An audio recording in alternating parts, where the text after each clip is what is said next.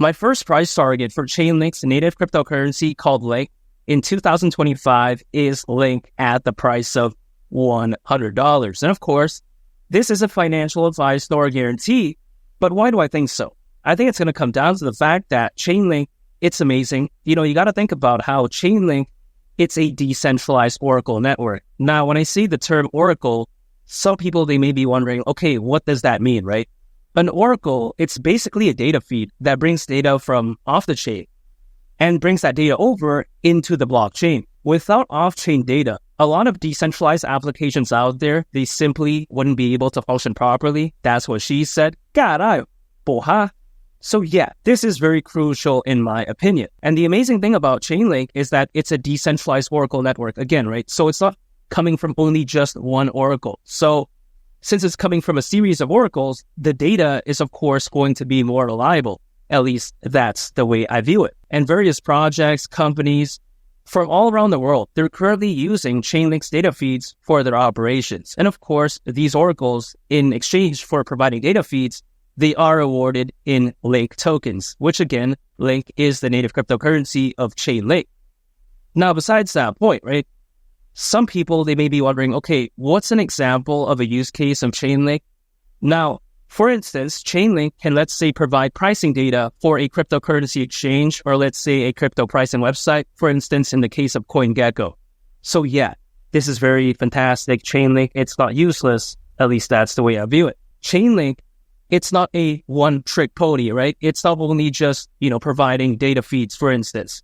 That's not the case because it has other use cases as well. For instance, it has something called VRF, which stands for Verifiable Random Function. Now, VRF, it's especially useful in the case of random number generation. And this right here could be beneficial, for instance, in the case of video games, and of course, other applications as well. Also, on top of that, Chainlink has something called Proof of Reserves. Now, their Proof of Reserve services, it's actually very crucial because this right here could be used in, let's say, a case where a cryptocurrency exchange or let's say a stablecoin issuer wants to prove that they are holding a certain amount of assets. So yeah, this is very crucial. Now, Chainlink also has something called Keepers, and now Keepers sounds kind of boring, but here's the thing. It allows developers to automate certain smart contract tasks and functions that involve off-chain data.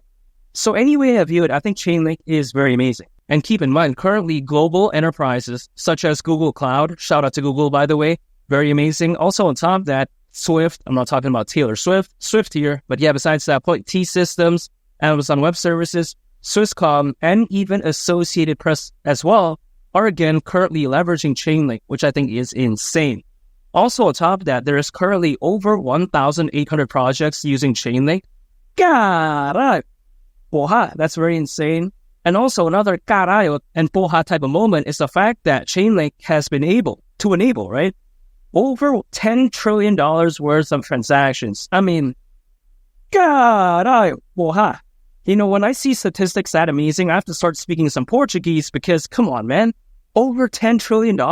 When I consider just how special Chainlink is, why is Link at the price of $100 too much to ask for during the peak of this sport? I don't think so. This is actually my worst case price target scenario when it comes to Link, and of course, not financial advice. Now, I do want to take a look at my second price target, which is Link at the price of $150, which isn't too crazy. I mean, at that point, considering current circulating supply, market cap would be around $88 billion. I mean, come on, man.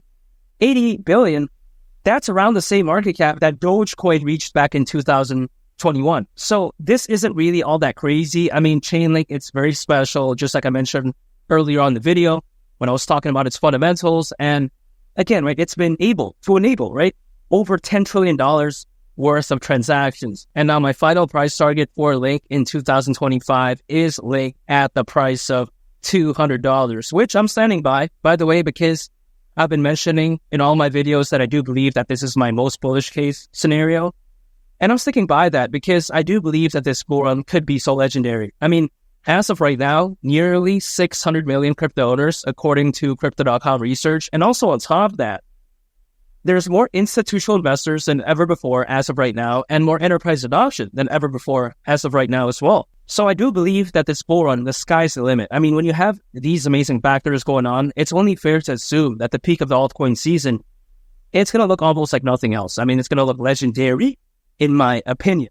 Now, as to how soon this will all happen, typically it's anywhere between 6 to 18 months after a Bitcoin halving event. Because as we all know, altcoins, they do typically reach their peak anywhere between 6 to 18 months after a Bitcoin halving event. And the Bitcoin halving event did happen last month in April. So best case scenario would, of course, be October of this year. Worst case would be October of next year in 2025. But I'm going to take a middle ground approach, 12 months, because I'm not going to use the best case or the worst case scenario. You know, even at 12 months, that's still potentially April of 2025. But what is my buying strategy? That is dollar cost averaging. Anytime I do an income, I set aside some for my favorite projects. And all I do is that I acquire, I hold, and I just wait for the peak of the bull run. That's it. No day trading, no using leverage, no swing trading, none of that. I just keep accumulating, I hold, and then just wait. I like to keep things simple. A lot of my friends who day trade, they use leverage, they swing trade, they often get wrecked. So I don't want that. I like to keep things simple. Again, dollar cost averaging, that's king for me. And Link, again, at the price of $200, wouldn't surprise me whatsoever, especially when I consider just how impressive this altcoin season could be. And also when I consider just how amazing Chainlink is. And make sure to subscribe if you gain value from this video. I'd greatly appreciate it. And also on top of that, make sure to check out this very fantastic video. I think you all would really love it. It's Lee the Captain, and I'll catch y'all on the next one. I'm out. Peace. Bye.